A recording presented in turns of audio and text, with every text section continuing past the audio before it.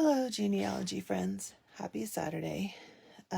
This is a wildly unprofessional live video because I'm in bed and I'm sick. So I both sound terrible and you don't even know what you're looking at. But I'm studying today because I'm just kind of in bed. I'm not up to anything. And I was thinking I've never shared my study guide that I made myself. So I wanted to show you guys. And I apologize because I'm in bed and there's like children and laundry and everything that happens when you're sick for a couple of days. But so this is my hand. This book is like, it's a very large sketchbook I got on Amazon, and I can't remember how much it was, but you can see it's I don't know, what is that, 12 by 12? And if you look at the side of it, when I got this book, I went through and I used a ruler and I put the ruler, see, where's one of the ripped out pages? I put the ruler flat, and every like fifth page I ripped it out. And I did that so that I could tape things into this book without it becoming too thick. And you can see it's still pretty thin. I have done this forever because I make a lot of journals and scrapbooks and stuff where I want to tape in photos. And if you don't rip out the pages, then the books get too thick and they look like fans.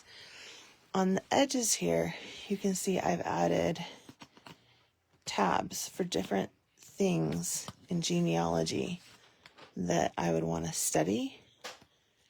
And this book is where I keep track of all of the things I don't want to forget. So I've got a couple things taped into the front cover, but most things are in sections. So if sorry, I'm trying to like look on the phone, and I don't know if you can see like the different tabs, but you know, so like, let's say I wanted to go to emigration and immigration.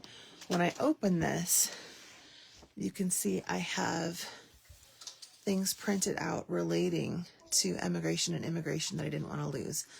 A lot of these, I have digital subscriptions to like Family Tree magazine and stuff like that. Family Tree magazine, Who Do You Think You Are? There's a UK one that for some reason right now I'm thinking it's also called Family Tree magazine, but that doesn't make any sense. Anyways, I like getting the digital PDFs because you can print off a page at a time and just cut out that one little article. I also see this part. So if you're just joining, I was talking about how I ripped a lot of the pages off and just left this little like strip. I do that because I can tape things that are supposed to be double-sided. Like this is a 2-page article. And then I just print out the 2 pages and I tape it in. See? So that in my immigration section, I have this little like thing, but then I also just have handwritten notes. These are from lectures that I've sat in on, or books that I've read, Instagram posts from people who are smarter than me. You know, I just feel like as I'm studying, there's these things that I come across that I think, okay, that's really smart. I don't want to forget that. I'll probably have to use it for later. It's so much easier than trying to, you know, you're working on an immigrant ancestor and you find yourself studying immigration records and like what they are and where to find them for a half hour before you can even start doing your research. I like to keep all of my notes together. I can show you another section. Let me think. I'm trying to think, like cemetery and burial is another one I use pretty often. Oof.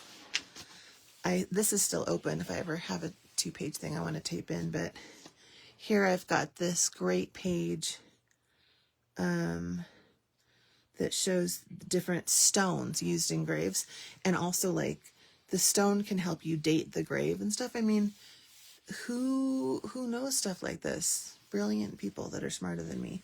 Little tiny articles, things from lectures again. Here's something that's about the symbols that are in the stones, and here's gravestone symbols and their meanings. Again, it's handy to have all of my notes in one place. Which one is this one? Oh, this is probably, yeah, so this is all stuff from DNA. There's tons of it. And I think in the very back, do I have them in here? No. Oh, I've got this list of websites written on the back cover genealogy websites that I use a lot, and then random like little things that are just sort of miscellaneous. But anyway, so like today when I'm stuck in bed, I'm going to spend the day going through and just reading through these different sections and refreshing myself so I remember that I have this information saved. Shannon's asking, where did you get that type of notebook? I got it on Amazon, but then again, I have like a metal ruler, and I stuck the ruler into the, oh my gosh, you guys, I'm on so much cough medicine. Like I'm thinking the gutter of the book. I feel like that's not what that's called, but I stuck the ruler in there, and that's how I tore away like every 5th page to create this this book that has space for you to take pages in. But I'll find the scrapbook or the sketchbook, sorry, on Amazon, and I will I'll leave a link to it so that you can see the actual like book that I bought. Hi. This is why I don't go live when I'm sick, because I have fewer brain cells than normal. But every now and then there's like these, especially when you're reading magazines, there's these really, kind of compact articles that just pack in so much information.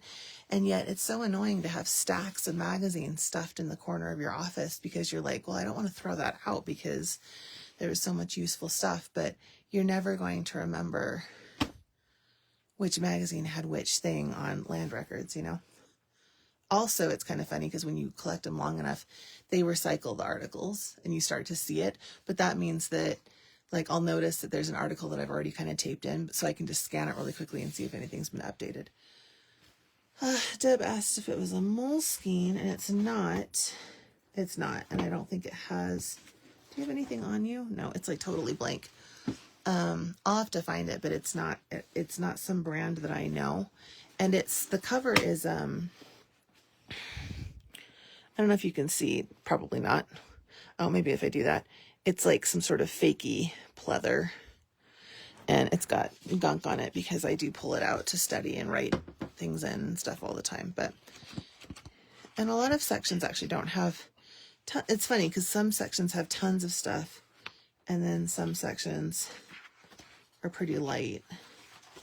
In the war section, I have all this stuff on Civil War things because I've taken lots of lectures and mini classes and stuff like that on Civil War records, because that's been really fun to look into for my family. But I don't have that much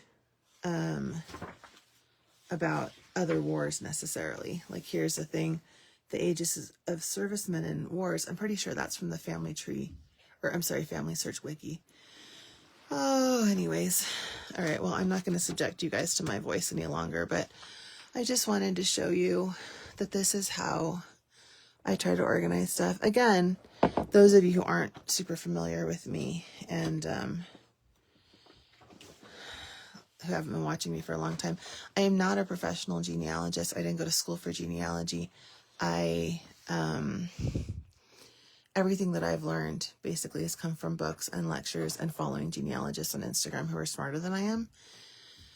And so there are probably much more, professional, fancy ways to go about learning all this stuff. But at the same time, it's amazing because you really, when you're doing your own family history, you can go really far as long as you just know enough, as long as you just know what the records you're looking for are called and stuff like that.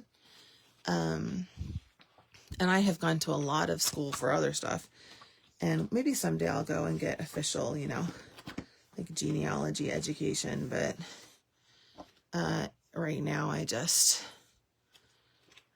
know. I think this is how I'm going to learn for a while.